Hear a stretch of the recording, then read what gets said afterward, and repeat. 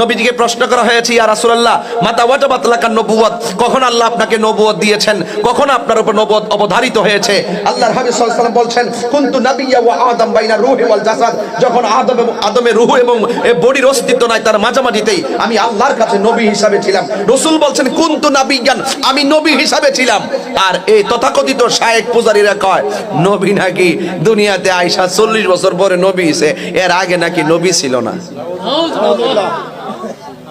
আমি ভুল ধরলাম কোথায় আর তারা বলে কোথায়? আমি বলছি 40 বছরে নবুয়ত প্রকাশ পাইছে, ওকে, যেটা নির্ধারণ ছিল এটা প্রকাশ পাইছে, কিন্তু এর আগে নবী ছিল, এর আগে নবী ছিলেন।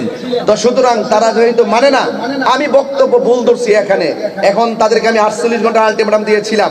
কওমির একজন দায়িত্বশীল আমার সাথে কথা হয়েছে, তিনি বললেন যে হুজুর মামলা যায়েন না, হ্যাঁ আপনি একটু দালিলিক ভাবে এটা উপস্থাপন করেন। পরে আমি ওনার কথা শুন না দালিলিক ভাবে আমি এটা উপস্থাপন করেছি।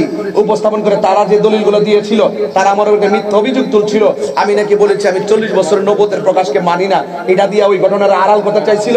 পরে আমি এটা প্রমাণ করে দিয়েছি যে না, আমি এটা বোঝাতে চাই নাই, আমি বোঝাতে চেয়েছি আহমদুল্লাহ সাহেব যে বলছেন 40 বছর আগে তিনি নবী ছিলেন না, এটা ওনার ভুল বক্তব্য, এটা ভুল বক্তব্য, ওনাকে ক্ষমা চাইতে হবে। প্রয়োজনে মদিনা যায়া নবী রওজা পাকের সামনে যায়া চোখের পানি ফেলায় ক্ষমা চাইতে হবে, আর না হইলে বেঈমান হয়ে কবরে যাবে।